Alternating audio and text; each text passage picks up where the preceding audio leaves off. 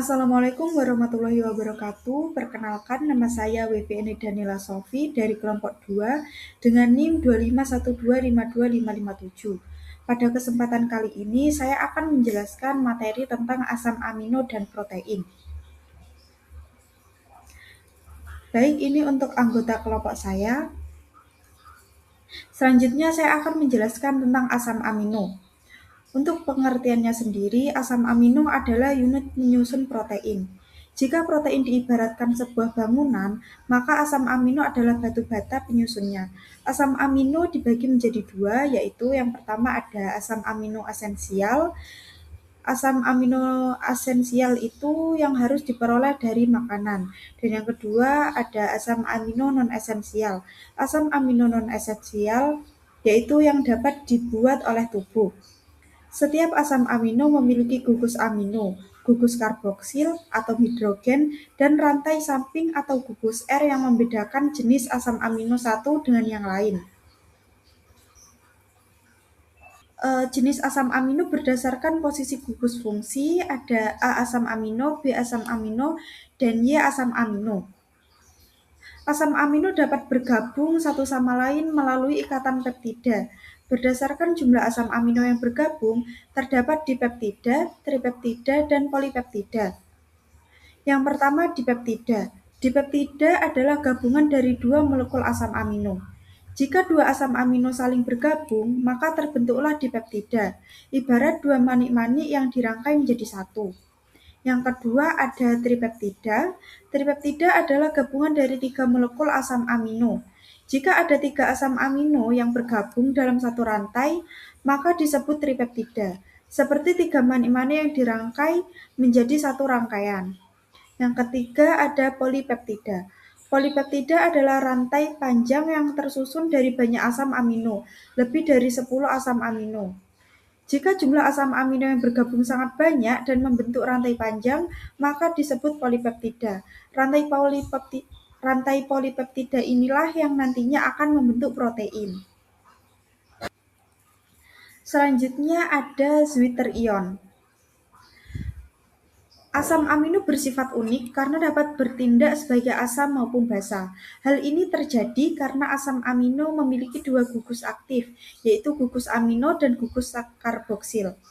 Dalam kondisi tertentu, asam amino membentuk Zwitter ion, yaitu molekul yang memiliki muatan positif dan negatif secara bersamaan.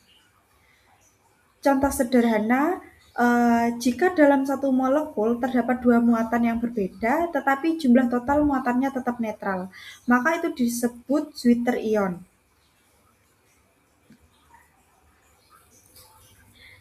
Selanjutnya ada sifat-sifat asam amino. Asam amino memiliki tiga sifat utama. Yang pertama bersifat amtover, artinya dapat bertindak sebagai asam maupun basa. Yang kedua bersifat optis aktif, karena dapat memutar bidang cahaya terpolarisasi. Yang ketiga dapat membentuk ion Zwitter, yaitu memiliki muatan positif dan negatif sekaligus. Selanjutnya saya akan menjelaskan tentang protein. Untuk pengertian protein sendiri yaitu molekul besar yang tersusun dari banyak asam amino yang dihubungkan oleh ikatan peptida. Untuk strukturnya mengandung struktur primer atau urutan asam amino. Ada struktur sekunder, lipatan sederhana, struktur tersier atau lipatan 3 dimensi, dan struktur kuartener atau gabungan beberapa rantai protein. Selanjutnya ada uji atau reaksi. Yang pertama uji ninhidrin. Pada uji ninhidrin, jika sampel mengandung asam amino, maka larutan akan berubah menjadi warna ungu atau biru keunguan. Warna ini muncul karena pereaksi ninhidrin bereaksi dengan gugus amino yang terdapat pada asam amino. Semakin jelas warna ungu yang terbentuk, semakin kuat indikasinya adanya asam amino dalam sampel. Selanjutnya uji Biuret. Uji Biuret ini digunakan untuk mendeteksi adanya ikatan peptida pada suatu sampel. Ikatan peptida merupakan ikatan yang menghubungkan asam amino satu dengan yang lain untuk membentuk protein. Jika sampel mengandung protein, reaksi Biuret akan bereaksi dengan ikatan peptida dan menghasilkan warna ungu. Oleh karena itu, muncullah warna ungu menandakan hasil positif dan menunjukkan adanya protein dalam sampel. Selanjutnya ada uji santoprotein. Uji santoprotein ini bertujuan untuk mendeteksi asam amino yang mengandung cincin aromatik, yaitu tirosin, triptofan, dan fenilalanin. Ketika sampel ditambahkan asam nitrat pekat, cincin aromatik pada asam amino tersebut akan mengalami reaksi nitrasi sehingga menghasilkan warna kuning. Setelah ditambahkan basa, warna akan berubah menjadi jingga atau oranye. Perubahan warna ini menunjukkan adanya asam amino aromatik dalam sampel. Selanjutnya ada uji Milon. Uji Milon ini digunakan untuk mendeteksi asam amino tirosin. Jika sampel mengandung tirosin, akan terbentuk endapan putih, yang kemudian berubah menjadi merah setelah dipanaskan. Warna merah ini menunjukkan bahwa sampel mengandung gugus fenol yang merupakan ciri khas tirosin.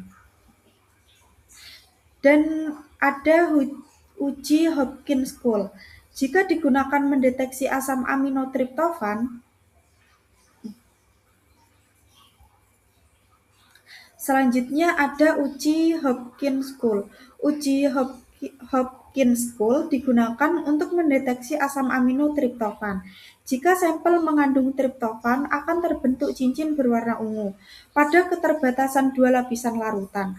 Warna ungu ini muncul karena cincin indol pada triptofan bereaksi dengan reaksi Hopkins-Kuhl.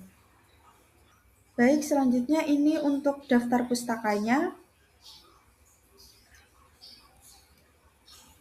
Telah selesai presentasi yang saya lakukan. Mohon maaf jika ada salah kata. Wassalamualaikum warahmatullahi wabarakatuh.